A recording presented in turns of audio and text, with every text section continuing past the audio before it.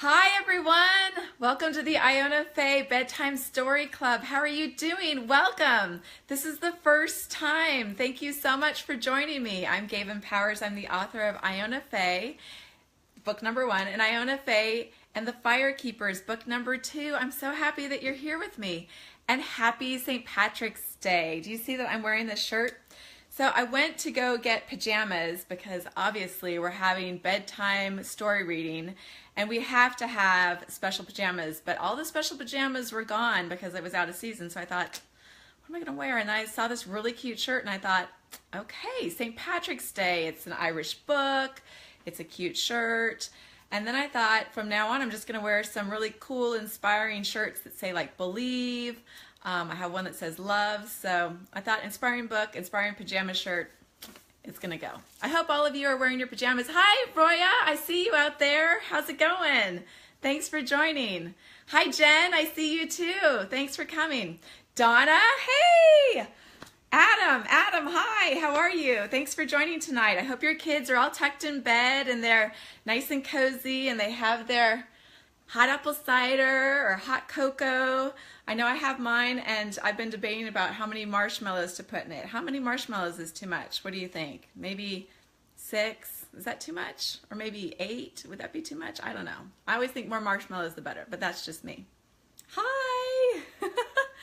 I love all this love. Hi everyone. So this book is for 8 to 14-year-olds. I know a lot of parents read it with their kids as well, and that's perfectly fine. I did that with Jack, my son, who sadly is sick tonight. How many people out there are sick as well? A lot of flus going around and everything else. Sick kids, this is perfect for them. Tuck them up in bed, get them all nice and warm, and we'll read to them, okay? Get a little sip of your hot cocoa and get going. What we're going to do tonight is we're going to read the first 5 pages of Iona Fay, the book number 1, an Irish fairy tale. So those of you that don't know, it takes place in Ireland. And we're also going to have a giveaway that's going to actually happen next, or actually it's going to happen 2 weeks from now. Hi Jen, how are you doing? Oh, Abby, hi, how are you? I'm just talking about this giveaway that we're going to have. If you notice on book 1, we have a little crystal, and I'd like to thank Jim's Gems. In particular, I'd like to thank Meredith, who's completely awesome, and she knows a lot about her gems, and she helped me make this. And this looks like the crystal on the front of book 1. So please stay tuned in between this book reading and the next one, which will be in 2 weeks. And if you just stay tuned with this page, this Facebook page, you'll find out how you can win this if you'd like to. Hi, Kim, how are you doing? Oh my gosh, say hi to Sasha and say hi to Connor. And Jen, give a big hug to your boys for me. Okay. So the next book reading is going to be, oh, I see the love. Oh, love you back, you guys. The next book reading is going to be April 2nd. And so it's going to happen every 2 weeks. So those of you parents that want a little bit of time off, you can join me every 2 weeks and I will read to your kids for you and you can get in your jammies too and join me. And before I start reading, I have to tell you, I do not have a great Irish accent, nor do I have a great singing voice. So please just bear with me. All of us parents, we do our best. So I'm just going to treat you like I do Jack, and he just kind of goes with it with me. So do we have any questions before I get to reading tonight? Anyone have any questions? Oh, thanks, Kim. I'm glad you like my posters. This is book 2 right here, and this is book 1. Any questions before we get reading tonight? Is everyone good? Okay. Those of you that have the book, here's book number 1, and this is what we're going to be reading from. And book number 2, this is the one that just came out in the beginning of March, and this is Iona Fay and the Firekeepers. This is the second one in the series. But tonight we're going to go ahead and we're going to start reading book number 1. So get your glasses out if you're like me. Hi Connie, how are you doing? We're just starting on book number 1. I'm so happy to see all you guys. Some of you I haven't seen in years, and this is so fantastic to see you. Thanks for joining me. Okay, here we go. And for those of you that just joined, I don't have a great Irish accent. I'm going to do my best, so work with me, people, okay? Here we go. Chapter 1, Irish Omens and Wee Sheep. An ocean of shimmering seagrass, heather, and sheep swirl on reflective plains of my mom's crystal necklace, right here. My body bounces on an old rickety bus that snakes under gloomy skies and sputters over a muddy road. I hide my necklace, safely beneath my thin shirt, and clutch my mom's purse hard to my chest, knowing the crystal necklace, my purse, and my small suitcase are all that I own. Iona Fay, you're not in California anymore, I say to myself. Why would Mom come here? Certain that Ireland holds an award for overcast days, I distract myself from lingering too long on the fact that I'm a 13-year-old orphan sent to live in a foreign country with my only relative. Well, I heard the social worker call me an orphan, but I know my mom is alive. I know it. Absently, my fingers weave strands hanging from my shirt, mending a spot as I think about the fact that my grandma, whom I've never met before, will be my keeper. 2 days ago, I had a life in Los Angeles. I had friends. I had a dad. I had a home, or it was once a home until it burned down. And I can't help but feeling guilty. I can't believe that I'm somehow responsible for Dad dying. My throat tightens and my eyes burn. Dad, it is not how I wanted it. I force my eyes to close and I swallow the tears. I know Mom is out here somewhere. I have to find her. Here's a little picture of Iona for those of you that want to see her. She's just arriving to Ireland. Rain drizzles down the windows as the bus stops for the last sheep crossing. The sheep are like cats. They saunter across the road regardless of the cars. We'll be here for a while. I scan the countryside, searching for distractions. Green moss on stone forts. It reminds me of the latest colors coming down the Paris runways. Not that fashion matters anymore. Mom used to say that stories were what mattered in Ireland. I think back to her stories about Ireland and I try to use some of her imagination. A blackbird circles above gray stone forts covered in an army of moss that fights forgotten wars in a lost world. A black sheep rules over one of the stone forts. Now Mom, she would add magic, but I don't believe in magic. If the world were magical, my parents would still be with me. My eyes settle back on the black sheep. I've never seen a black one before. Black sheep carry good omens and bad omens, they do. No one knows if it's good or bad until the omen is revealed, Mom would say.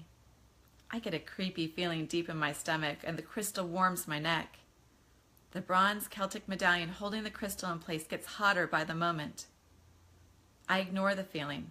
It's my story. I declare that the black sheep is a good omen. The black sheep moves closer to the bus. It looks directly at me. I wipe away the steamy window for a better look. It's no sheep at all. Instead, it's a wee man dressed in a black cloak. And I mean wee. He is the smallest man I've ever seen.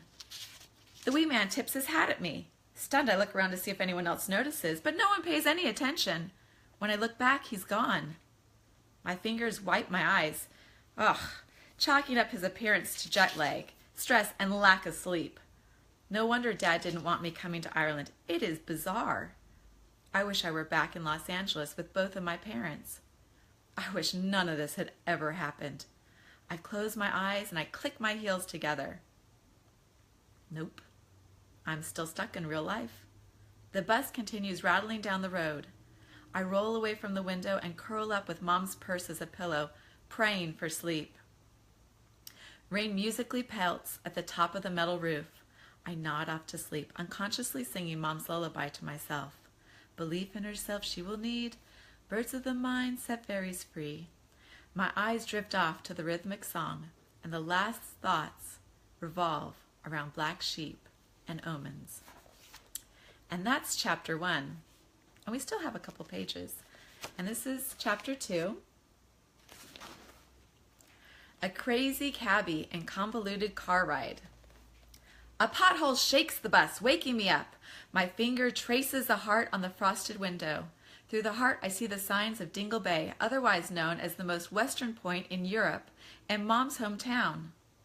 It's a hilly ocean village, forgotten and isolated, with faded signs in Gaelic on 20th century sea-worn buildings. The main street runs along the ocean where cars drive by, hitting the potholes and splashing the sidewalk. Last stop, Jingle Bay, the driver calls. He hoists the remaining luggage under a dry awning outside the John Kenny pub. Suddenly, swirling orbs fill my vision. The cold, salty air stings my throat as I quickly catch my breath. Travel must have made me dizzy. Then the strangest thing happens. A tiny, black-cloaked man approaches the pub. Before entering, he pauses and looks directly at me. For an instant, his eyes light up like stars. My eyes do a double take. He laughs. I've seen that smile before, and I realize it's the wee man from the countryside. But that was hours ago. That's not logical. Do you know that man? I ask a gray-haired woman. What man would that be? She asks, looking right at him. The one you're looking at. Are you having a bit of crack with me, yar? No, ma'am, I don't do drugs. Crack is a laugh, she says. If he's there, then I'm a cow. Eyes play tricks, even on a Wayne like you. She stares a moment at the wee man before shaking her head and leaves. He smiles eerily at me and he walks into the pub. Literally, straight through the door. I must be losing my mind. Girls without makeup talk in Gaelic and distract me. I couldn't be more different than them. I gather my designer luggage, which screams foreigner, traveler, non-local. In my hand is a scrap of paper with a location on it. It says Fay Cottage, Dingle Bay, Ireland. There's no address or phone number. Both sides of the paper are equally unhelpful. I wonder how to get to Grandma's house. The attorney who handled my arrangements must have had the information. I open my phone and it reads no service. Of course. Nearby is an ancient-looking phone booth. Ha! Its faded tomato red walls stand out against the dismal gray-blue town. In the phone booth, my reflection stuns me. My hair drips in my face, mascara stains my cheeks, and I look like a drowning golden retriever. I brush the hair out of my face. I shove quarters into the payphone. The quarters shoot out the bottom. The operator says, "Please deposit €1." For real? I had walked straight through customs in a daze and missed the exchanging currency. I sort through Mom's purse. Do you take U.S. money or credit cards? I ask. Please deposit €1. I get it, €1, I say. It hits me. I am all alone. I have no idea where I'm going. And I look like an escapee from the local kennel. I look over at the strange pub where the wee man entered. That man gives me the creeps. But I'm not really sure where else to go. A blackbird sitting on top of the pub sign eyes me suspiciously. I take a step toward the pub. My foot touches the ground as the car tire sprays a wall of water on my body. Cab? Of course you do, a teenager's male voice says, not waiting for my response. His warm hand grabs my arm, shoving me into a car. You don't want to go there, you don't, says the teenage cabbie. I don't? Nah, you don't. I get another dousing of water as the teenager shakes his tousled blonde hair and he careens the car down the street as I brush the water off. He looks in the rearview mirror past me to the pub. His face relaxes, but his foot hits the accelerator. Thank you, I think. I say, still bewildered. I haven't told you where I'm going yet. He doesn't answer. Where are we going? Where are we going, she asks, he says to himself, laughing. Excuse me, this could be kidnapping? Kidnapping? Funny, I say we call it saving your arse. My arse doesn't need saving. On that I disagree. Well, I'm getting out. Don't bother, I'm Flynn. Glad to meet you, he says, grinning. He has a bad habit of looking at me too long and not watching the road. His face shows that he's a mischievous teen with curious eyes and a pointy chin, lips that curl into a permanent laugh, and blonde hair is shocked to be on his head as I am in his car. You have to let me out, for real. No one will pay my ransom. Not worthy of a ransom, he says, shaking his head in pity. No, so don't get any other ideas either. In that case, you better take this. He hands me my paper with Fay Cottage written on it. Relief rushes over me. He's not a psycho, just odd. I smile. Hairpin! I say loudly, pointing to an upcoming turn. I was born on these roads, he says, barely giving the road a glance. He takes a turn as if it were nothing. Is someone after you? Not today, but you never know when one will be. Is someone after you? He asks. Why would anyone be after me? I'm a teenager. From? From Los Angeles? Are you now? I really am. Instead of looking at the rose, his eyes catch mine in the rearview mirror several seconds too long. I blush and my eyes go wide as we quickly approach the white image in the road. Sheep! I yell.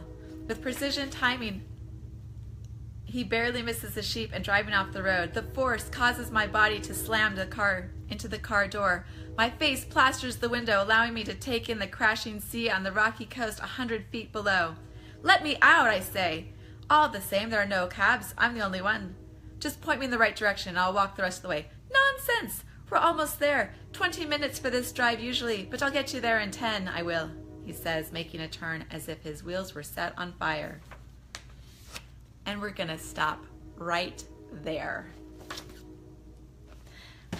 So, we have just a little bit left with that crazy car ride with Flynn. Did you guys enjoy it? Give me a heads up or a little heart going across if you enjoyed it. So everyone, this is the first of the first. the first. It's the first Iona Fay book, the first time that I've read it. The next time that I'm going to be reading it is April 2nd at the same exact time. So 8 p.m. It's 8 p.m. Eastern Standard Time, 7 p.m. Central, and 5 Pacific Standard Time. And I know we even had someone over from Australia joining us. Please don't leave yet. I have a little bit more to tell you. I have some things to tell you about how you can win this necklace. It's on the front page. It's on the page that I showed you while we were reading. It's on this page right here. See how you can win this little necklace. It's on this page. All you have to do is be checking back with the Iona Fay Bedtime Story Club on Facebook, and I'm going to have a question, and I'll tell you about how you can win this by the next time that I see you, which will be April 2nd. And any last questions before we get going? Okay, so if you have any questions in the meantime, feel free to go ahead and just post them to me. I'll be happy to answer them to you. And for all of you, parents and kiddos, go ahead and get cozy in your bed right now. Take a deep breath. Relax. Bedtime is upon you. Have some sweet dreams and think about all the wonderful journeys and adventures that you're going to go on your sleep tonight. Sweet dreams, and thank you for joining me. I look forward to seeing you on April 2nd. Good night, everyone.